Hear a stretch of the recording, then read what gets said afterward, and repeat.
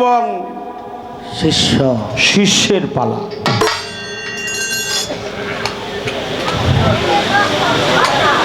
আজকের চমৎকার পালা গুরু শিষ্যের পালা। গুরু শিষ্যের পালা আপনারা অনেক শুনছেন,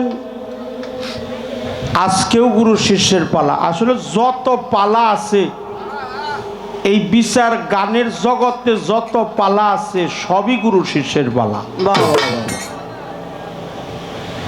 ওই নবুয়াত বেলায়েত পালা গাইলেও যে বেলায়েতের পালা গায় ও গুরুর আলোচনাই করে। কাম প্রেম পালা গাইলেও যে প্রেমের আলোচনা করে ও গুরুর পালাই গায়। যে নবুয়াত বেলায়েতের পালা করে ওই বেলায়েতের আলোচনা যে করে ওটা সে ওই গুরুর আলোচনাই করে।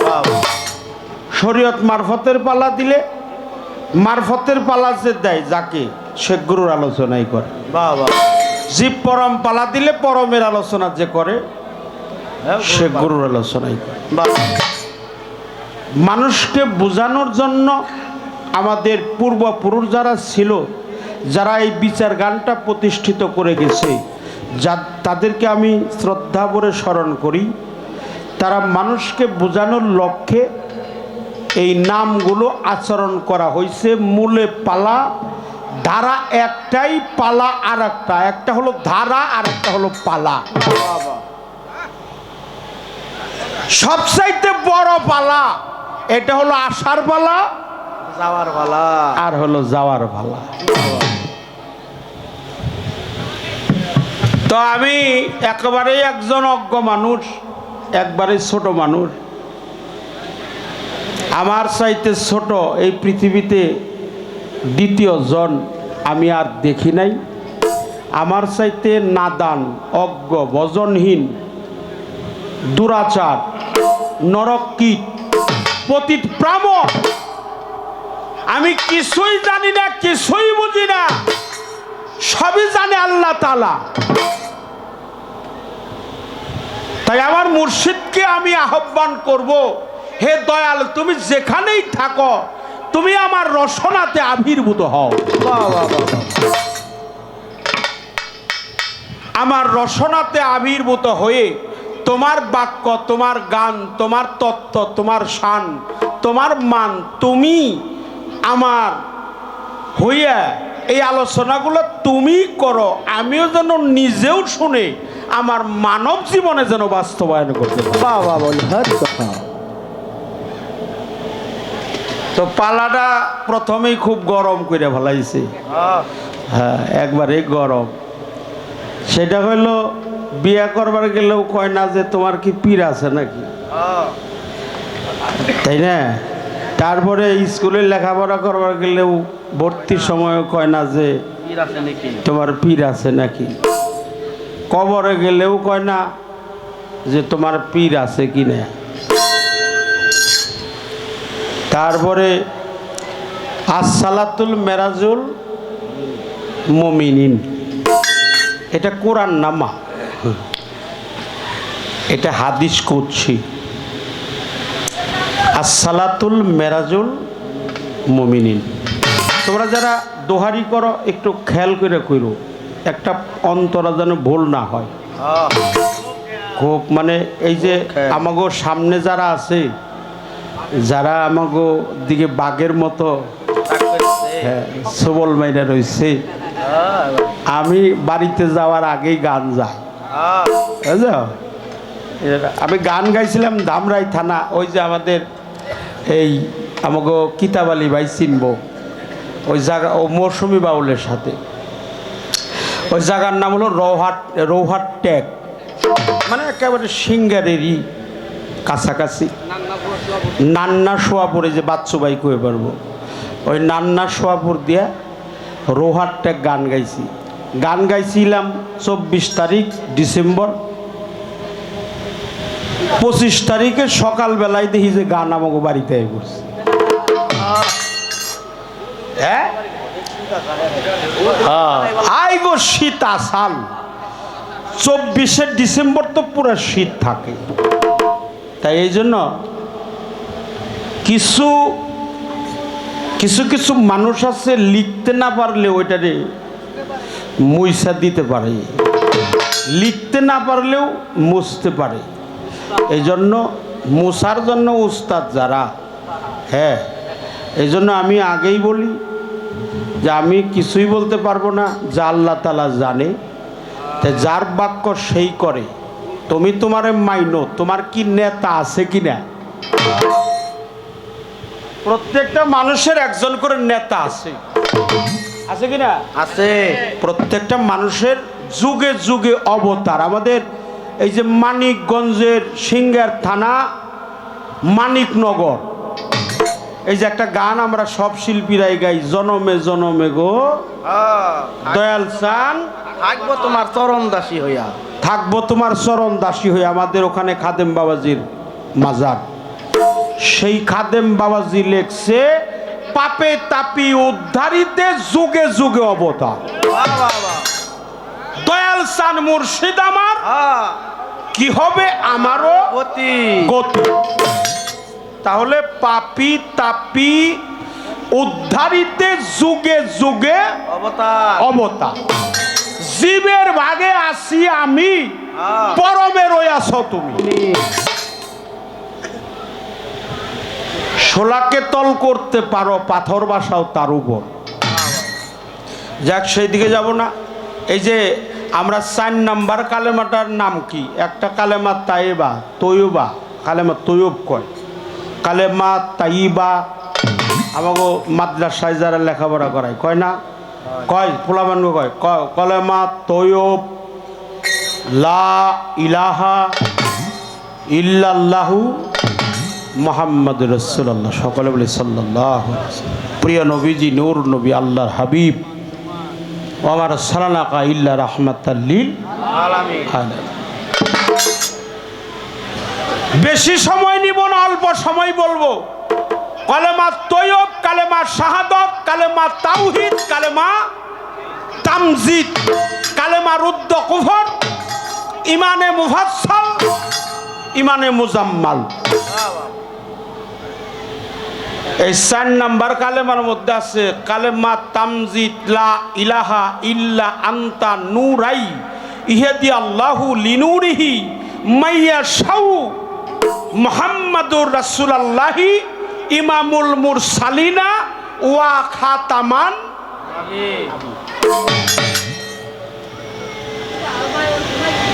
নবী খতম হয়ে গেছে, এ কথাটা কালেমার মধ্যে প্রকাশ। কিন্তু রসুল কোনোদিনই খতম হয় নাই। রসুল ছিল, আছে, থাকবে। খাতামুন নবী আছে, খাতামুন রসুল নাই। এই রসুল কোন রসুল? একজন ভক্তের কাছে তার গুরুই হলো রসুল। সবার জন্য না। যে যে পানিতে নামে ভিজে, যে পানিতে নামলো ওই পর্যন্তই তার ভিজে। রশিদ সরকার বলছে এসে কবরে জিজ্ঞাসা করবে মুনকার নাকিরে, কার দিনে ছিলে বান্দা, আল্লাহ কইছো কাহারে? তুমি কার দিনে ছিলে, আল্লাহ কইছো কারে? তাহলে আল্লাহ তো সর্বশক্তিমান, কবরেতে থাকবে। এটা কিন্তু আমার কথা না, রশিদ সরকারের কথা। যদি কারো প্রতিবাদ থাকে তাহলে রশিদ সরকারের বিরুদ্ধে করবেন, আমার কথা না বাবা। রশিদ সরকার বলছে কবরেতে থাকবে মুর্শিদ, রসুল রূপ করে ধারণ। এর সাথে ভাঙা কথা আছে। ভক্ত যারা চিনবে তারা বলবে আমার গুরুধর। ভক্ত যারা চিনবে তারা বলবে ওহে আমার গুরুধন। নূর নবীজি, প্রিয় নবীজিও উম্মত কইয়া স্বীকার করবে তাহারে। এসে কবরে জিজ্ঞাসা করবে মনকার নাকিরে। তাহলে তোমার কথাটা, ওই কথার মধ্যে একটা কাউন্টার দিলাম মা, যে কবরেও যে পীরের নাই, কবরেও তোমার পীর। তোমার রসুলরে তুমি চিনবে কিভাবে? রসুলরে চিনার মাধ্যম হলো যার যার পীর। আল্লাহরে চিনবার গেলে নবী লাগে। আল্লাহু নূরুস সামাওয়াতি ওয়াল আরদ। আল্লাহ কোরআন কালামে বলছে আল্লাহ কে, আল্লাহ কি, আল্লাহ কেমন। আল্লাহ তার জবানেই তার পবিত্র কালামুল্লাহ শরীফ, যেটা আল্লাহর বাণী পবিত্র কোরআন, সেই কোরআনে বলছে আল্লাহু নূরুস সামাওয়াতি ওয়াল আরদ। আল্লাহ হলো আসমান জমিনের প্রজ্বলিত নূর। সেই নূর যখন আকার ধারণ করে তখন হয় নবী মুহাম্মদুর রাসূলুল্লাহ। একজন সাহাবা কইছিল না যে আল্লাহ রসুলকে প্রশ্ন করছিল না, ইয়া রাসূলুল্লাহ, আপনি যখন হেঁটে হেঁটে রাস্তা দিয়ে যান, আমরা কয়েকদিন তাকিয়ে দেখছি আপনার পবিত্র গায়ের ছায়াটা জমির মধ্যে কথা কন না কে পরে না পড়ে না, তাহলে আপনার কি ছায়া নাই? কেমন কথা দেখেন, আপনার কি ছায়া নাই? তার নাম হলো জাবের। হাদিসটি বুখারী শরীফের মধ্যে লেখা আছে, জাবের হতে বর্ণিত, প্রিয় নবীজি নূর নবীজি জিজ্ঞেস করলো যে আপনি যখন রাস্তা দিয়ে হেঁটে হেঁটে যান, আমরা কয়েকদিন তাকিয়ে দেখলাম আপনার পবিত্র গায়ের ছায়া মোবারক জমির মধ্যে পড়ে না, তাহলে আপনার কি ছায়া নাই? আল্লাহর রসুল বলছিল, আমার নাই ছায়া, আল্লাহর নাই কায়া। এই ছায়া কায়া আমরা দুইজনে।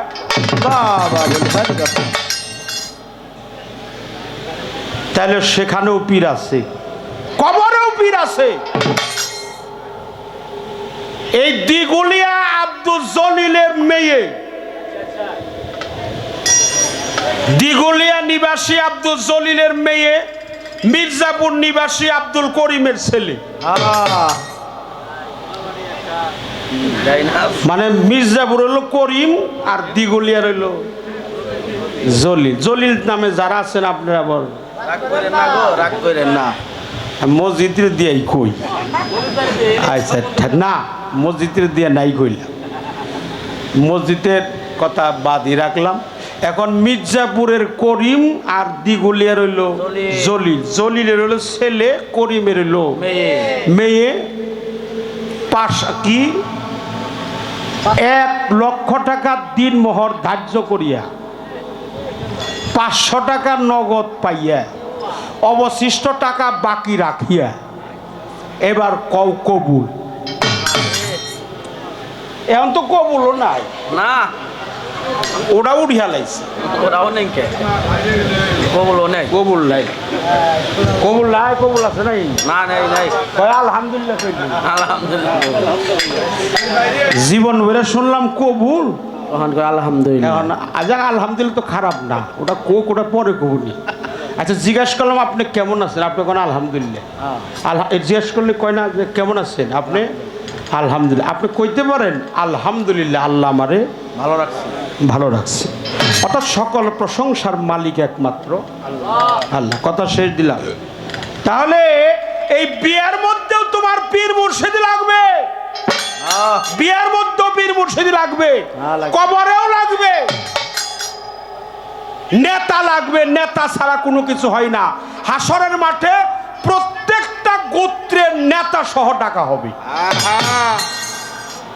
আল্লাহ বলছে না, আমি প্রত্যেকটা গোত্রে কওমে আপন নিজস্ব ভাষীর উপর নির্ভর করে একজন করে ইমাম নিয়োজিত করে দিলাম।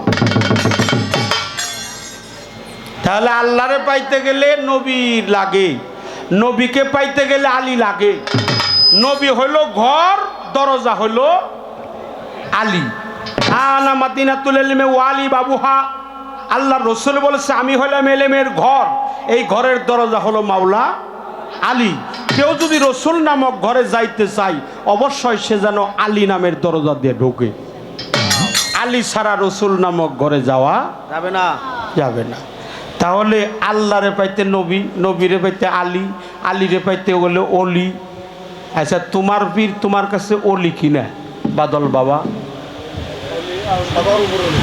বাহ, যার যার কাছে তার তার পীর শুধু অলি না, অলিরও শুধু তাই নয়, একজন ভক্তের কাছে তার পীর অলি বানানেওয়ালা, সে নিজে অলি বানায়ও অলি।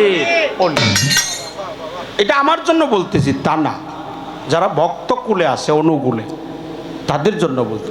পীর অলিরও অলি, ভক্তের কাছে, সবার জন্য না।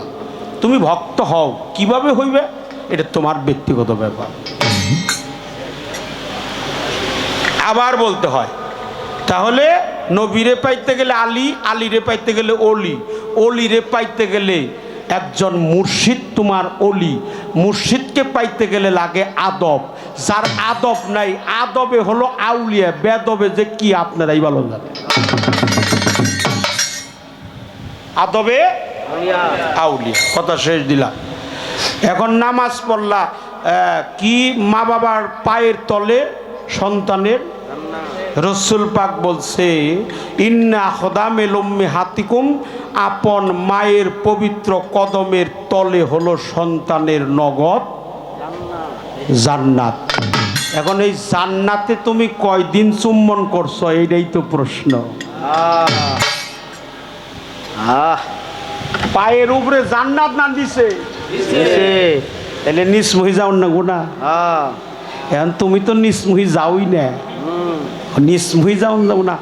আমি একজনের সালাম দিছিলাম, এই বাবা এটা রেকর্ডিং করিস না রে বাবা, আসসালামু আলাইকুম, মানে মাথাটা একটু হয়েছে। আমার কাছে দাঁড়ান, আপনি শিল্পী মানুষ না? বলে হ্যাঁ।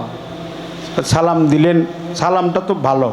আমি বলে আমি সালাম দিলাম আপনারই, আসসালামু আলাইকুম। এই কথা কইতে কইতে আমার মাথাটা একটু, আমারে কয় যে আপনার সালাম হয় নাই না, কে এত সুন্দর সালাম, আসসালামু আলাইকুম। ওয়ালাইকুম আসসালাম রহমতুল্লাহি ওয়া বারাকাতুহু।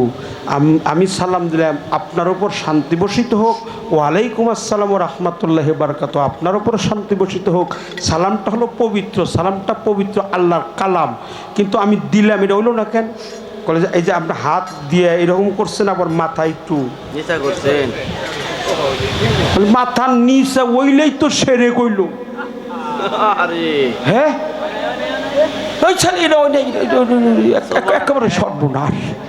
আরে মাথা নত করলে যদি সেচ দেওয়া হয়, যারা ধান কাটে, জ্বালাগারে পাট কাটে, বাদাম তুলে, পেঁয়াজ তুলে, অগমত সেজদার কারো হয় না।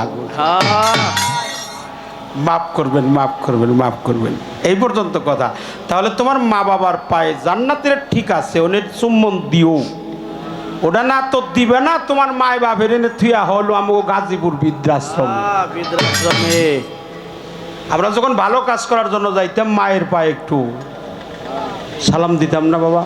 পরীক্ষা দেওয়ার জন্য যাইতাম, ভালো কাজ করার জন্য মা বাবার পায়ে সালাম করে গাইতাম। গুরুজন, চাচা, ফুপু, খালা ইত্যাদি ইত্যাদি যারা বয়োজ্যেষ্ঠ মুরব্বী, তাদেরকে একটু সম্মান দিয়ে আমরা সালাম করে স্কুলে যাইতাম। এই 40 বছর আগে এই আইনটা প্রচলন ছিল, এখন কিন্তু এটা নাই, এটাও নাই। 40-50 বছর আগে কিন্তু এই দেশে বৃদ্ধাশ্রম এত ছিল না, আর এখন বৃদ্ধাশ্রমের কোনো অভাব নেই। সবচাইতে শিক্ষিত মানুষ যারা, তাগো মা বাপ থাকে হলো, দেখে আসেন গা, যারা কোটিপতি, যারা বেশি শিক্ষিত। কিছু কিছু মানুষ আছে শিক্ষিত গাধা, ওদের মা বাপ থাকে বৃদ্ধাশ্রমে। মা বাবারে চুম্বন করবেন, সেজদা করবেন, তাজিম করবেন, কদম বুস করবেন, তাহবতি করবেন, সম্মানসূচক সেজদা করবেন, গুরুজনকে করবেন। এটা মা বাবার পায়ের তলে সন্তানের জান্নাত, এটা আল্লাহর রসুল নিজের মুখে বলছে, এতে কোনো সন্দেহ নাই। মা বাবার খেদমত, কিন্তু তোমার মা কি বাবা কি এটা তোমার শিক্ষা যে দেয়, সে তোমার গুরু। তোমার মা কি বাবা কি শিক্ষা যে দেয়, সে হলো গুরু। এই বিষয়ে অনেক আলোচনা। আমার কথা তো আমি কইতে খালি কথা খালি বেরিয়ে আহে, এটা আমি আর মানে আমার একটু পোলাপানগো কই তোরা একটু থামাইস, তা ওরা তো থামায় না, ওরা ওই আরক মুইসায় থাকে। হ্যাঁ, এই জন্য কথা এই পর্যন্ত শেষ দিলাম। একটা গান গাই, রক্ত শূন্য বিনা বীজে কেবল জন্ম নিয়েছে, যে কথা বুঝি না আমি জানতে এলাম দয়ালের কাছে। এটা কোরআন তত্ত্ব গান, একই সব।